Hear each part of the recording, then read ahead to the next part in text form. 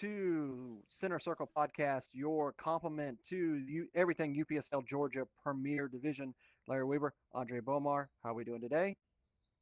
I'm doing fantastic, Larry. How you doing? I'm doing fantastic. Let's talk about some crazy events that happened this weekend when it comes to the Premier Division. Look at the results of the matches from this weekend. We'll start with Kalanji Pro Profile versus Birmingham. Kalanji with a fantastic 3-1 win over FC Birmingham. Really puts a real pressure on Birmingham going into this season.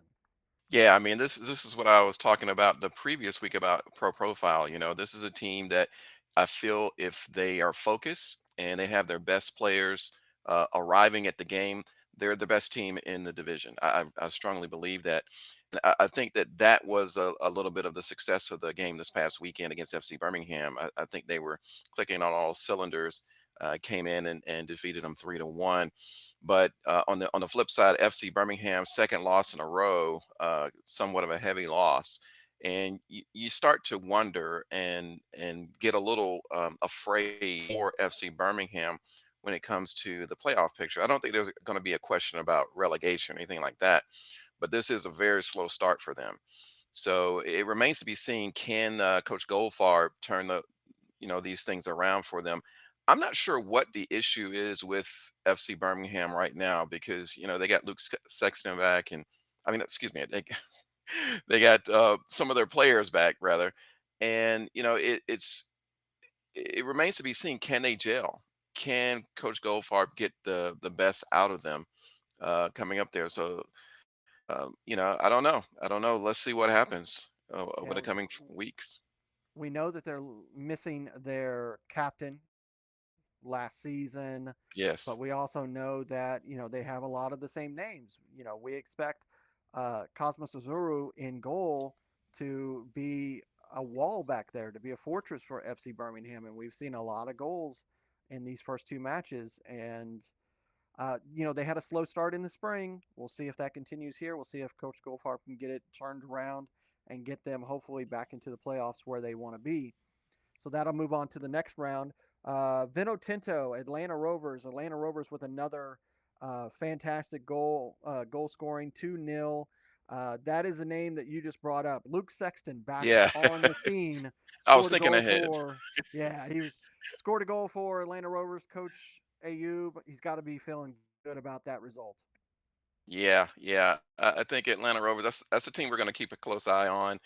We know what happened last season. Halfway through the season, they just really look like a house of cards. And this season, they're rebuilding. They have a new coaching structure. Ayub is taking the team back over, which is a good sign for them. But the question is, how fast can they gel? How fast can they come back? So far, they've had an incomplete game against Legends FC, where they're tied 1-1. They still have to play the rest of that game. Looked decent in that game. Came out with a victory against Vino Tinto, which is a good victory because Vino Tinto's looked stronger than I had anticipated from the preseason.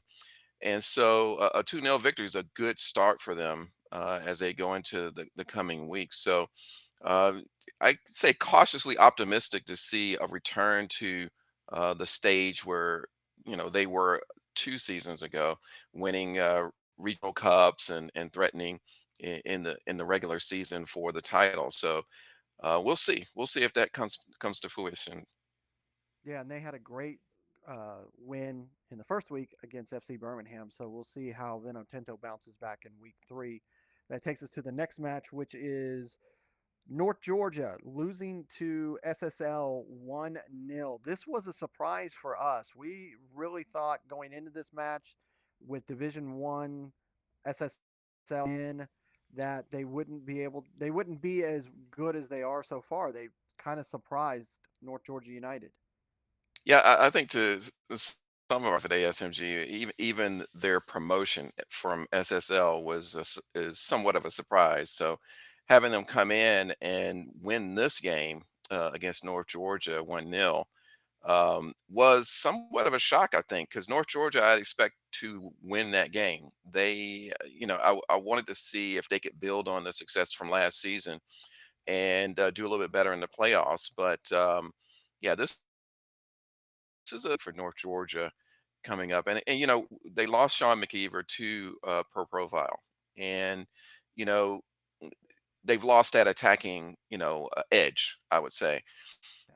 But in defense against Potros the week before, their defense really looked suspect. Now they did better this week. It's still not convincing, Larry. I'm not sure No. if if they just have a slow start. It is still very early in the season, but much like FC Birmingham, I do have a little bit of a worry about their ability to make the playoffs. Now, again, this is a team I don't think has to worry about a relegation race, but anything is possible right now, especially if you start out this slow in a division with such talent from top to bottom. Yeah, North Georgia getting into that list of dogfights that is going to be this fall season. Another dogfight is going to be UMA because week two they fall mightily to Dalton United 7-2. That match was 4-1 at the half, ended up 7-2 altogether. Some absolutely superb goals from Dalton United, but you have to say another outing for UMA and their superstar number 30 Tony Kim. He had just one of the most sensational free kicks, just goals that you're going to see in the highlight from this week. From the angle in which he scored that was sensational to say the least. Yeah, top notch from Kim in that game, and he's been a star from last season and into this season. He's going to be a key figure for UMA as they. I think it is going to be a situation where they're going to have kind of battle against relegation. That's not to say anything negative about their organization because they won Division One going away last season. But as we all know, at this level and with some teams, college is a factor. And the key players from season in Division One are not with UMA in the Premier Division, which is a shame. But it does open up the door for a lot of these younger players, some of these U19 players who are getting their start now. And so they have a lot to learn. And I think that's what was exposed here. Dalton United, very experienced team, been around the block even before they were in the UPSL. And it showed. It showed in the Community Cup. It showed in this game this past weekend, where they really capitalized on some very silly, I would say, youthful, let's say youthful mistakes from UMA, especially scoring in the first 17 seconds of the match from a straight giveaway right in front of goal. But again, UMA showed flashes of brilliance, like you said, Kim kicking base, and but later on in that match is why the score looks a little more lopsided than I think it should. Is those last three goals came really really late in the game, and so I think it's something that Coach Andrew at UMA is going to have to address, maybe in training, and some of it's sort of mental in the sense of the way they approach the game, the way that they finish out a game. But I think that yeah, that's going to be one of those ones that we're going to have to keep an eye on, and hopefully they won't have to go back down because a lot of their stars that played in the Division One last season that pushed them on to promotion will be back in the springtime. So if they can hang on to this Premier Division spot, then I think we'll see a different set of results for them in the spring of 2024. Indeed. And that takes us through Saturday on to Sunday. We see that Atlanta City with a superb victory over Los Tigres, their first match of this fall season. Atlanta City win 4-0. One of the names of the goal scorers, Caden, he's been back and forth. He was with FC Matata, then he was with Kalanchi Pro Profile, now he's with Atlanta City. It's great to see that he is back in form and on the score sheet. Yeah, what a fantastic, after the loss from the first week better. I've been very close watching the progress of Coach Joao in the offseason. I've seen a lot of improvements with personnel, with a focus on the UPSL. He's, no reserve team this year, no academy this year. He's looking to focus on Premier and build from there. And he expects to bring back academy and reserve teams as he builds his staff. And so I think that's going to be a difference for them. I said before the season that they possibly could sneak into the playoffs based on that. And that result against Club the Strongest was very telling. Now, for Club the Strongest, Larry, I don't know what happened there. This was not a game I Yeah. saw. This is a game I saw the result and heard about the description of the game. But I'm going to have to watch and see what's going on with Club the Strongest because that's a heavy defeat for them. I wouldn't expect them to lose that way against anyone in the division based on their play last season. And I was expecting a real step up from them. So this is a heavy, heavy defeat for them. We'll see what happens. Unfortunately, they're going to have a postponed game for next week, but we'll see what happens in the coming weeks with them and see if they're going to be challenging or going to be, with UMA trying to fight against relegation. Time will tell. Yeah, we know how much pressure that they're under their parent organization, so they need to see good results. That takes us to the headline match of the weekend. We had Legends FC versus Potros FC, and Potros with another victory, two in a row to start the season, kind of caught me off guard. Have to say for Legends, bit of a bad luck day. The first goal caused by an own goal, and then in the 71st ish minute, the red card, just an absolute bungle of a play between the two defenders, not communicating. Uh, Necrosis Oh, had no choice. He had to pull the player back, gets the red card. Then they have to spend the last 20, 25 minutes fighting back, man down. They did score a goal, but it just that header by Benjamin Uranga was just sensational on the corner, and that got Potros over the bar. yeah. I mean, what a game. I mean, they're two teams that are very evenly matched. I think their styles of play are very similar. So it came down to mistakes. It came down to moments in the game that made a difference. That own goal that opened the scoring was directly down to Porto's pressure.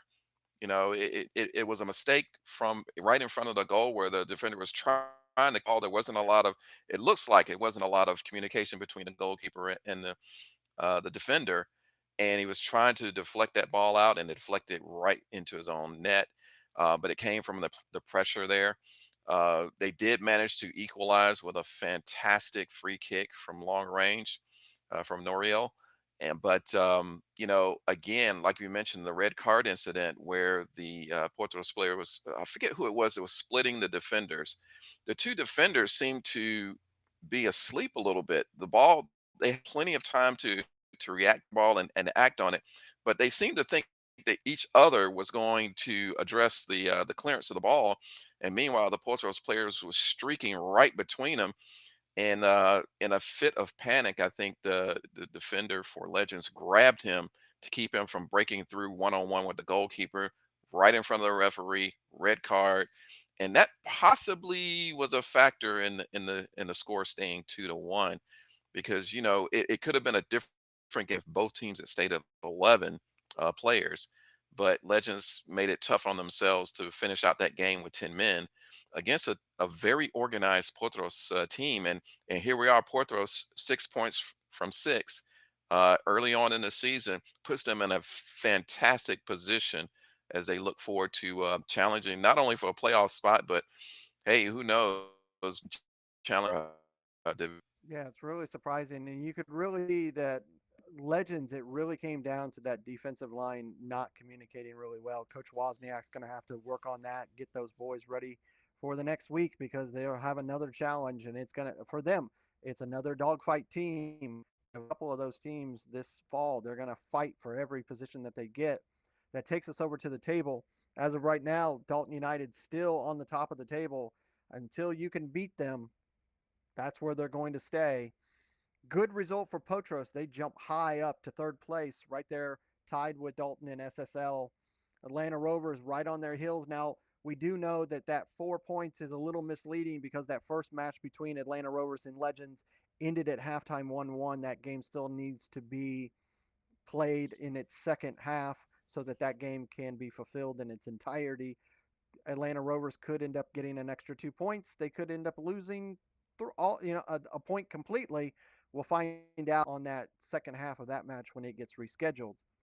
And then the two at the bottom of the club doesn't know anything about that now because again, that was just their first match, and they're going to be postponed this coming week. And but hey, sitting down there at the bottom, they with them and FC Birmingham and North Georgia, that's going to be a huge battle down there at the bottom. Yeah, one thing I noticed here that could be a factor at the end of the season is goal difference. And that's where those a victory like 7-2 with Dalton over UMA does wonders for their goal difference in addition to the points that they gain from that. And conversely, Club the Strongest losing 4-0, that puts them 4 goals in the hole. And so those things make a big difference when it comes down to playoff spots for the division title, playoff positioning, and the relegation race. So not only do you have to win, but you have to score goals and keep goals from going in your own net. So lots of things to look at, lots of things to play for. Again, Porto's up there. There's a lot of quality up there with them. Dalton up there, but and Atlanta Rovers has to, like you say, finish that game out, and of course, there's always the Atlanta United Academy and Kalanji Pro Profile. There's just so much quality up there. It's going to be tough for them, and I don't expect SSL to stay near that top spot, but they have impressed so far. So anything, football's a funny game, and so depending on what happens with personnel and the drop of the ball, some surprises can come about. So I'm looking forward to it. This Yeah. looks like a very entertaining season here in the Georgia Premier Division. And the spring season points when they won victory. So every single point matters. So that brings you up to everything that is week 2 of the Premier Division. Now for a special treat, we are going to cut to a exclusive interview with the UPS commissioner, and welcome to a special segment for the Center Circle podcast. Larry Weaver here, Andre Bomar, and we're joined by the UPSL commissioner, Jan Squire. How are you today, sir? Larry, doing well. Thanks for having me. Hello, Andre. Hello, Coach. How you doing today? Doing well, doing well. Thanks for having me. So the first thing we wanted to talk about is we just had the national championship, AS Frenzy coming out of nowhere from Florida, winning the national title. You had the 16-year-old superstar win the Golden Boot, John Diamande. Just want to get your thoughts on overall how that Final Four went. Yeah, no, I mean it was a great Final Four. Right out the gate, you could see that ASC Frenzy was a very talented team. They, I think, surprised Chicago Nation by their composure and their quickness. Um, and the rest is history. I mean, they just kept steamrolling from the minute they walked on the field to the bitter end. And Sporting Wichita was their last victim. Um, they came in there. Jan Diamante, amazing talented young talent out of the I think originally from the Ivory Coast. In fact, last I heard, which about a couple days ago, he jumped on a plane and is in a trial right now with is it Bournemouth or in the English league. Um, Yeah, I heard it was in England. I wasn't sure which club he was getting he, the he's trial. yeah he's with a club in England. Let's just say that for conversation that he is on a trial in England right now. And that's just a testament to the UPSL and what our mission is and what our goal is for our players. We are a platform to showcase our top talent, and when our top talent is ready to go, they jump on a plane and they go do a tryout for the EPL. We're very proud of Jan Diamante's efforts. He really showed us what he's all about, what he's capable of doing, and I really think he's a special player. I think we're going to see a lot more out of that kid, and we'll be hearing more from him. Um, flipping the switch a little bit, Sporting Wichita, an exciting team, really I think showcased well, showed what they're all about as a club and their strength. A little Brazilian flair, Brazilian style. good at holding the ball. I think they deserve to be, in that Final Four pack. Um, and I think Chicago Nation, that they've had a few trips to the Final Four, and I think they're getting better at it. And I think we'll be hearing more from their owner Garrett, Michael, and the club itself over the coming years. And that kind of goes into what we wanted to talk about as well, is talking about the amount of organizations that are now in the UPSL. The UPSL is just growing so exponentially over the course of the last 3 years that I've been a part of it.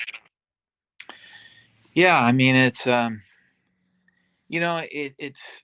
surprising and it's not. I mean, as one of I've been with the league since almost inception. The league was formed in 2011. I came on as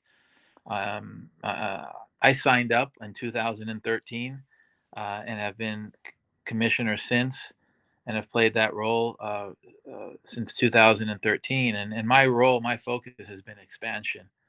Really um, leading the charge on expanding and laying out the footprint and establishing the platform so that teams across the U.S. can join a good competitive league. And I think we've accomplished that goal. It's taken a lot of hard work, many years. We're, I think, at year 12 now. We've gone through some cycles. I call it the evolution, the rise, new investment. Um, New investors come into the league, which includes new management. New management coupled with old management creates even stronger management. And I think you can talk to anybody in the soccer community, and the UPSL has not only performed, but we we continue to grow. And that's not an easy task. I think we've worked hard on making sure that we do things right and that we're better every day. And we critique ourselves steadily and readily every day to make sure that when anybody looks at the UPSL, they're not gonna criticize us, and at the same and on the same side of the coin, they're going to compliment us for what we're doing, for the role that we play in the U.S. soccer ecosystem. We play a very important role, and it's producing players like Jan Diamante, and giving them a forum. And there's lots of players like that are out there, and I think if we can continue to just do this season in, season out, year in, year out, there's going to be a lot more players for the U.S. national team to look at. Hey, and I'd like to interject a question if I could here, Jan, and it's related to what you just said. I know that even today, Coach Ayub from Atlanta Rovers talked about one of his standout players who's now is in Romania, Pranay Fadnis. I'm probably butchering his last name, but he's now going to be signed by a team in Romania, and we're seeing more and more of that. Kalanji has done that. We had four players go up to Atlanta United 2 in the past season. But with with this popularity and with this growth has come a lot of interest from the MLS. Can you get into that a little bit as to what you find interesting about the MLS interest in putting their academies in the UPSL? We've had what, 13 now, Yeah, I think we're academies. closer to 17 at this point. Oh, 16, 17, Andre, is probably the latest update. And yeah, I mean, it's a testament to, the credibility and what the league is today, that we have 16, 17 MLS clubs that compete in our league. Um, MLS wants a league that makes good business sense for their program, for their player development. It's got to make financial sense. It's got to be the right type of competition, and I think we provide that with 2 year with a year-round program. It's cost effective. It's not a bank breaker. At the end of the day, all MLS clubs are interested in a break even or a profit, and I think that this enables them to operate efficiently, keeping travel down, playing locally with a playoff format that does require some travel, but the travel is on the back end, and it's only towards the later stages of the season if you go that far. So um, and the other side of that is that MLS clubs have a lot of talent under their umbrella, and there's only 18 to 25 open slots on the first team. So the reserve squad may be filled up even as well. And so where are the next 20 players going to go? Well, UPSL is the answer, and it's a logical fit, and it's a good fit. And we think we just continue to work hard to tighten the screws so that not only MLS clubs have a good experience, but all new clubs and all existing clubs have that same positive experience. And this is a conversation that we've had here because we've had the luxury of being the first to welcome Atlanta United Academy to the UPSL. So far in the years and seasons that the UPSL has had MLS academies in it, none of them have won the national title. That shows you how much the competition is here in the UPSL. There's no doubt that competition, it's a wide variety of competition. It's a very blended league. It's a very blended league. International teams, local teams, um, great competition.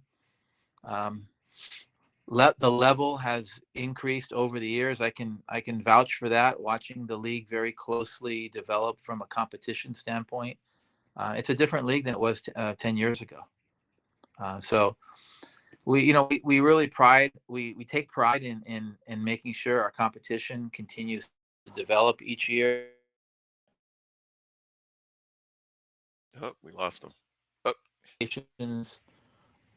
Are followed, the rules and regulations of the league are maintained, the minimum standards are maintained by all the members, and all the members adhere to the minimum standards that the league laid out.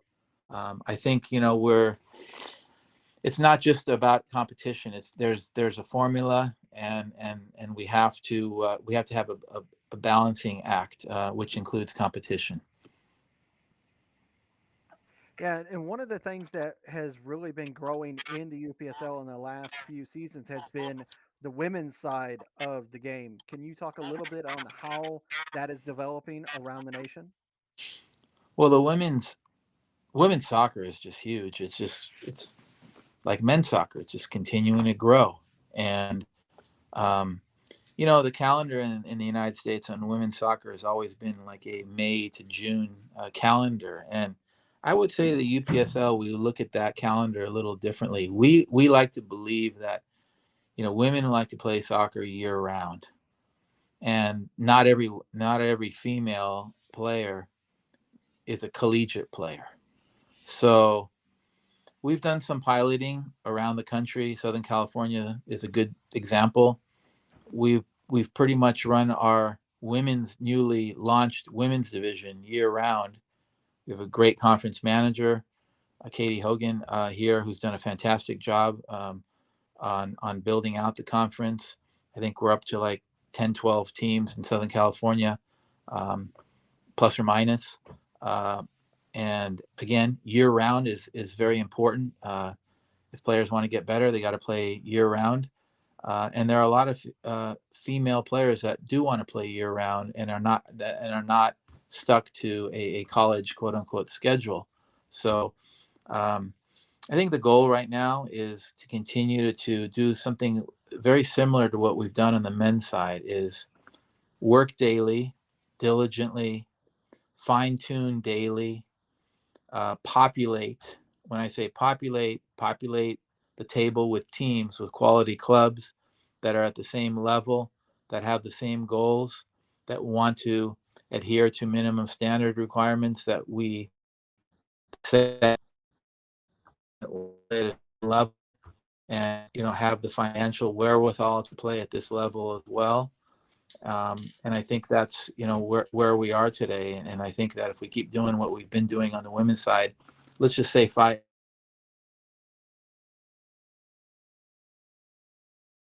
years out, 3 to 5 year plan, I think we could be at plus 100, 200 across the country, national final. similar to what we did on the men's side. We may go a little faster on the women's side because we have the base established on the men's side. Many of the men's teams have women's teams, and so it's exciting. It's an exciting division, and we have some amazing female talent that are playing in our league today, and we hope to serve the same purpose that we do on the men's side for our female players, and that's showcase them so they can get to where they want to go. And Where do then, you see? Yeah, yeah, I go was going ahead, to Trey. just interject here. Where do you see the development of all the divisions in the next few seasons, the men, the women? I know that we had the Mexico League is still going. How's that progress going as well? Yeah, I think UPSL MX is doing very well. Our president Leonel Lopez is leading the charge. He's from Mexico originally, so he's in his own backyard and he's feeling very comfortable. He knows what he's doing. He's been working hard the last behind the scenes the last 2 years to really establish a base of teams, and I think he's done a pretty good job of establishing that base and the protocol and everything that goes along with running a semi-pro Division 2, 3 league in an overseas market. So I'll say something similar to what I said about the women's. I think if Leo and company and the UPSL continue to just keep the foot on the pedal, I think in the 3 to 5 year window you're gonna see a different picture, and it's gonna be a growing situation. Yeah, it sounds very exciting because I know that the last champions had the potential. Only for development of players across the two different countries. And I think that that's something that could be very appealing to a pro development player or a player that who is an amateur looking to get to that next level. That the level of competition seems to be very high. So that Yeah, is very exciting. Looking forward to that. absolutely. I mean, the talent down in Mexico, I don't think we need to say too much about that. We know there's just amazing talent in Mexico, and I just think the connectivity between the two leagues creates the opportunity. So, Hmm. it's having our Champions Cup where we have our top U.S. teams competing against our top Mexican UPSL MX clubs is another showcase that the league provides, and um, you know, we just got to keep the wheel steady. I think on both sides, and we're going to be okay. All right. Well, with that, we won't keep you any longer, Jan. We know that you're a busy, busy man. You got a lot of things going in the UPSL, but you're always welcome on the Center Circle podcast, and you can bring us anything that happens with the news of the UPSL. I enjoy being in the center circle always, guys. Thanks for the invite, and I'm sure we'll be talking soon. That was a great interview with Jan. Always love to have Jan come in and talk about everything that is the UPSL. Definitely going to need to have a bit of like you said, Dre, a little bit of a commissioner's corner Yeah. from time to time to have Jan come in and give us updates because the UPSL is just growing so exponentially. Even in the 3 years that we've been bringing you coverage of the UPSL, it's just one of the biggest soccer organizations in North America. Yeah, I mean, it's amazing to hear him talk about particularly the opportunities now that are available for players to go to the professional ranks, the pathway. What he said about the MLS academies coming in and why they're coming in, it just makes good. It's also great for the. You see that with the other teams there. You mentioned that although the academies from MLS are in there, they the national title here, which shows you the quality of the league from top to bottom. So I think that's the appeal of some of these MLS academies. What do you say, 16 or 17 now? Yeah, Academies 16, in 16 there, right now, and I'm expecting you'll probably see another two or three come on by the end of this fall season. And right? then, you look at a team like Sporting Wichita that was in the finals with AS Frenzy. That club is an offshoot of Sporting Kansas City because the way that their system works up there in the Midwest is they created all these little branches of sporting. So you have Sporting Wichita, you have Sporting Omaha, you have all these little sportings that are around that are kind of affiliated with the club, but now you have the actual academy. It's a which Right. only makes the competition that much better. And I think that's also why you see players even from non-MLS academies, like Atlanta Rovers. You told me about Pranay Fadnis, I think his last name. I apologize if I'm butchering your name, but the reason I brought him up though is that he has signed papers, professional papers in Romania for a team in Romania. And we're seeing more and more. We've seen Kalanji's players go that way, both in Atlanta United too, and overseas and in different countries there.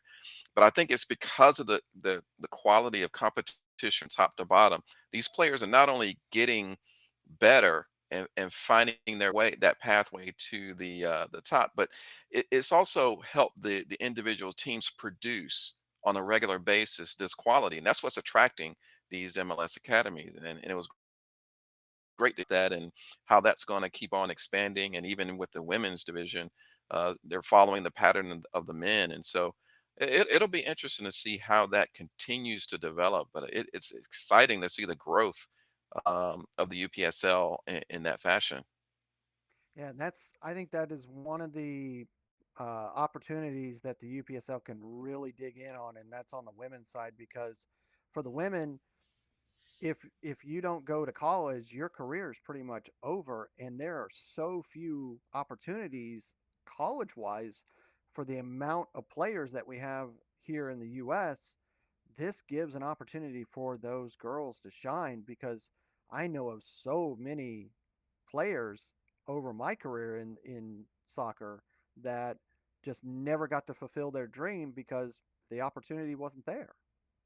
Right. Yeah. And I think that is something I really want to see here in the Georgia division.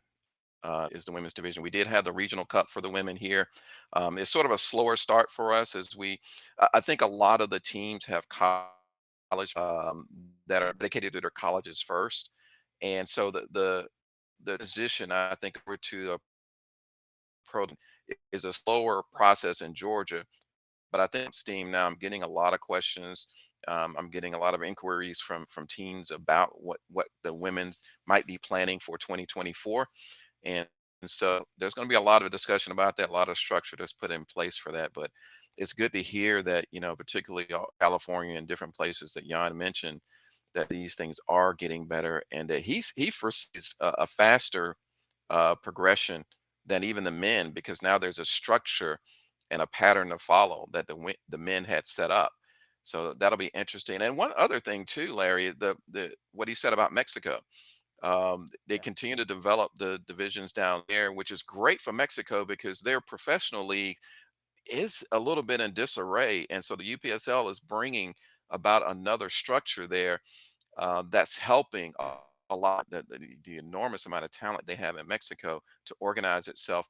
And we are going to benefit from that by seeing these teams in future Champions Cups, where the best of the U.S. UPSL teams play against the best MX teams from Mexico from the UPSL. So tons and tons of things to look forward to on many different levels. It's very exciting. I really appreciate Jan taking time out to come and talk to us. Indeed. And that brings us to final topic of today. That is the schedule for week 3 of UPSL Georgia Premier Division and doozies for this coming week. We start off, which is going to be the biggest one for me, Atlanta United Academy taking on Atlanta Rovers. This is a make or break match for Atlanta Rovers. They need a positive result. Yeah, I think we're going to see about both of these teams. Atlanta United Academy goes without saying is going to be quality, because that is a team that, even though they lost a lot of players to college, they always have the cream of the crop of talent in the state.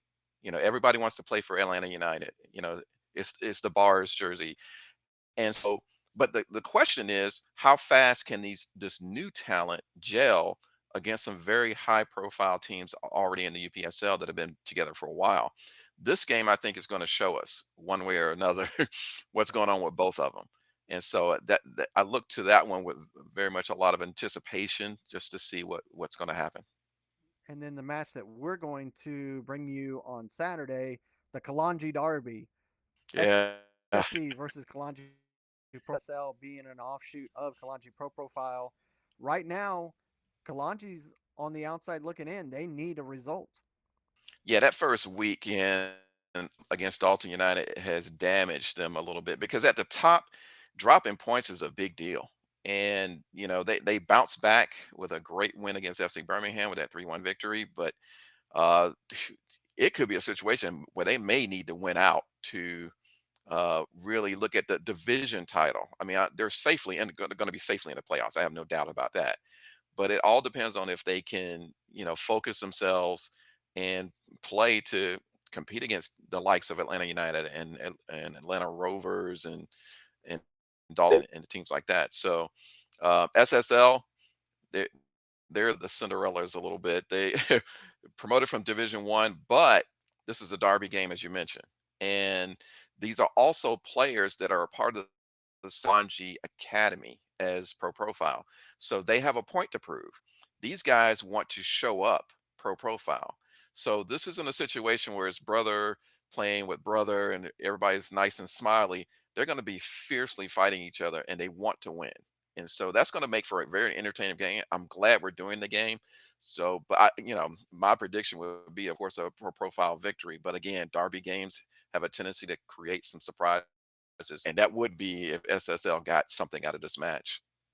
Yeah, that would be a huge result for SSL in their fall season. On to the next match, FC Birmingham versus United at Birmingham. And I have to say, Dre, I don't see a way that Birmingham comes out with a win.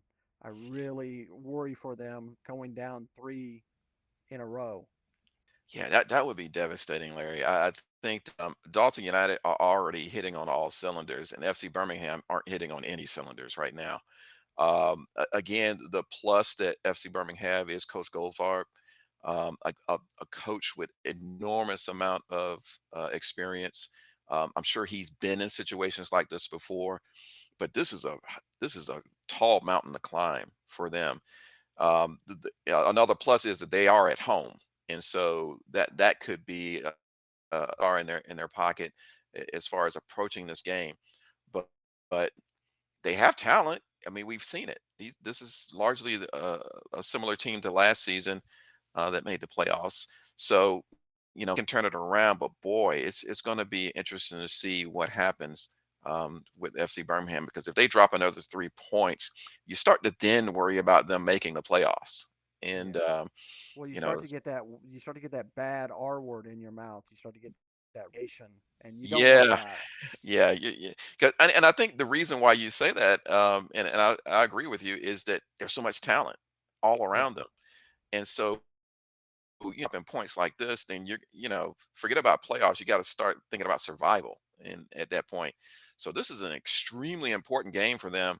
The United can really distance themselves in the division with another win, but the overconfidence and not taking FC Birmingham seriously enough. But I don't think they have that in them. They seem to approach every game with the same ferocity and organization. So it'll be interesting. It'll be interesting. Indeed. And then on to Sunday, Atlanta City taking on Legends FC. For this Yeah. one, it really need to see a good quality result from Legends. They I think that they can definitely hold their own against Atlanta City. See if which version of Atlanta City we're going to see. That's a good point. Sometimes Atlanta City is a bit of a Jekyll and Hyde, Yeah, but Legends they we need to see a result. absolutely. Another game that is a fantastic one to look for. Again, I think much like Legends against Portros, I think these two teams are similar in talent. However, unlike the Legends and Portos, they're very contrasty as far as style.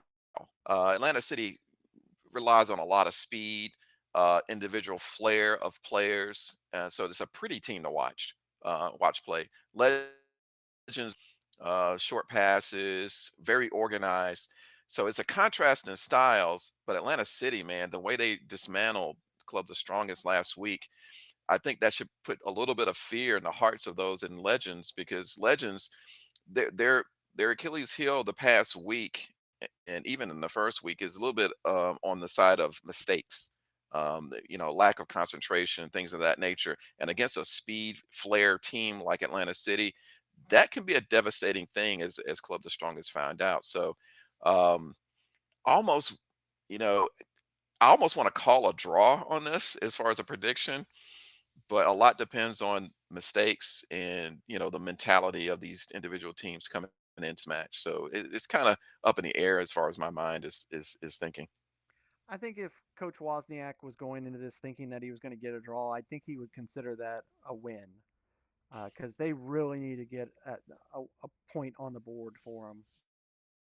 Yeah, And then yeah. that takes us to the last match covering for Sunday, and it's going to be an interesting one. Potros back down I-85, back to LaGrange Stadium, back to back. This time taking on UMAFC. This is going to be a must for UMA. Yeah, um, much Birmingham at UMA, if you drop three in a row, then it becomes a question of, okay, we got to fight for relegation, fight against relegation for the rest of the Yeah. season. Now, Because every point becomes that way. yeah, I was gonna say one thing about UMA, you got to look at they had to start the season against Atlanta United and then against Dalton, so they had to Yes. take on the two biggest powerhouses back to back. Now they got to take on Potros, who is looking super strong. They, like I said, they really need to hit on all cylinders down there in Callaway Stadium. Yeah, and that's a fair point too, Larry. That UMA started the season with arguably the two best teams in the division, and they didn't look out of sorts anyway. I know the 7-2 scoreline against Dalton United looks bad, but if anybody watched the game that we covered there, you would have seen a lot of opportunities that UMA had, and it was a situation where mistakes got them, not lack of skill. And so this game against Portos is very interesting because UMA can make a difference here. And Portos, who are very organized, and we've seen that they've been able to, they show a lot of heart being able to come back from behind against Georgia this week and really just outlast and overcome the victory or the game against Legends this past week. UMA is a different sort of animal for them, and I think that Coach Andrew is going to have his team very well prepared for this game. I think if they look at some of the game film and solve some of they have with some of the mistakes, the youthful mistakes they've been making, UMA could come away with a victory here. And so it'll be an interesting, fun game to cover. ASMG will have this on YouTube live for the fans, so you can see for yourself. So I'm looking forward to that one. Looking forward to covering that game. Yeah, same as Coach Wozniak. I think Coach Andrew would be happy with a draw as well. So we'll see how it happens. And then, of course, as you alluded to a little bit earlier, Club the Strongest Los Tigres and Vinotinto Atlanta is going to be postponed this week. Yep, yep. So they've had they're playing now at what was it, Georgia Gwinnett College, and it's an area where there's a lot of construction still going on. They still need to get that area. The school does needs to get the area prepared properly. And this weekend is those weekends where there's going to be more construction instead of playing. So that's going to be rescheduled, possibly for a midweek coming up in the next few weeks. We'll know more next week on that one, as well as the rescheduling the unfinished match between Legends FC and Atlanta Rovers FC, which also need completed. That game right now stands at 1-1. So that gets us all caught up on all things from week two, and now we're into week three. So that will conclude this episode of Center Circle Podcast. So for Andre Bomar, I am Larry Weaver. We say thank you, and we'll see you next week right here